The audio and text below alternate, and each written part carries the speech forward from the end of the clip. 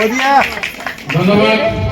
Hello guys, আজকে হলো বাসন্তী পুজোর লাস্ট দিন, নবমী। তো আমরা সবাই মিলে একটু যাচ্ছি ঘুরতে। না, সোনার পাপা আগে চলে গেছে, আমি মা বোন এখন যাচ্ছি। তো প্রথমে পালপাড়ার পুজোটা দেখবো। আমরা তো দেখে নিয়েছি, মা ওদেরকে দেখিয়ে আনবো আর কি। তো শাশুড়ি মা আজকে আর যায়নি, কালকে ঘুরে এসেছে। ঠিক আছে, চলো এই মিনি ব্লগটা শেয়ার করবো, দেখতে থাকো। যে চলে আসলাম পালপাড়া পুজোটাতে। আমি তো সপ্তমীর থেকেই ঘুরছি, আবার আজকে আসলাম মা আর বোনের সাথে। আমি ভাবিনি এবারে বাসন্তী পুজো আমি এত সুন্দর করে উপভোগ করব। আবার লিডুতেও গেছিলাম। তারপর আমি একটা খেলাতেও পার্টিসিপেট করেছি, সেটা স্কিপ না করলে তোমরা পুরোটাই দেখতে পারবে লাস্টে। জানো, ইচ্ছে ছিল এবার ওই পারে গিয়ে বাসন্তী পুজোটা দেখার, কিন্তু এবার আর সাকসেস হয়নি। ওদেরকে খিচুড়ি খাওয়ানো হচ্ছে এরকম বাটি বাটি করে, তো একটু নেব প্রসাদটা।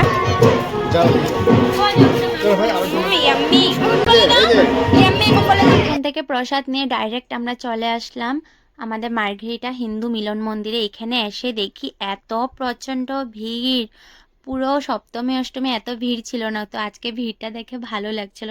তারপর সোনা দেখো এখানে বেলুন কেনার জন্য এত ঝ্যাং করছে। তারপর সোনার সোনাকে বেলুন কিনে দিল। পাপা পাপা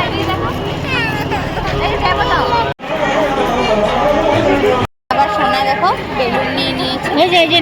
এইদিকে দেখো ফেসবুক থেকে পরিচিত হওয়া দুই দিদি ভাইয়ের সাথে দেখা হয়ে গেল, খুব ভালো লেগেছে ওদের সাথে কথা বলে। আর চুড়িদার পরা এই দিদির মেয়েটা বলছিল, আন্টি তোমার ব্লগ দেখি, এত আদর লাগছিল মেয়েটাকে। আর সোনার সাথে এত সুন্দর ঘুলে মিলে গেছে, দুইজনে মিলে খুব এনজয় করেছে। তারপর দেখো ডাইরেক্ট চলে আসলাম আমরা লিডু মিলন মন্দির পুজোটাতে, এখানেও মায়ের দর্শন করে নিলাম। দেন চলে আসলাম এটা ফিল্ডের সামনে একটা পুজো হচ্ছে, সেখানে এসে দেখি অনেক খেলা হচ্ছে, উলুধ্বনি তারপরে শঙ্খ। তো সেখানে গিয়ে আমি পার্টিসিপেট করলাম। তো প্রিয়াঙ্কা দেব।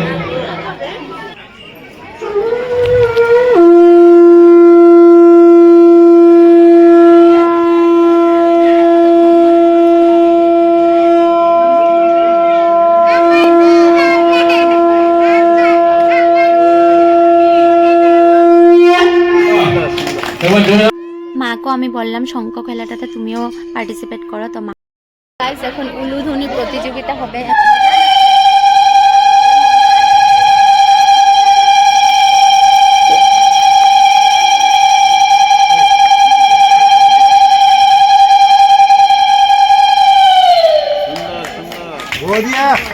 ধন্যবাদ।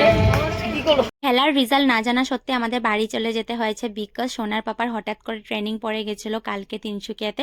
তার জন্য আমরা বাড়িতে যাওয়ার জন্য রওনা দিচ্ছি। আমাদের নাম্বারটা নিয়ে নিয়েছে, যদি প্রাইজ পাই তাহলে আমাদেরকে ফোন করবে বলেছে।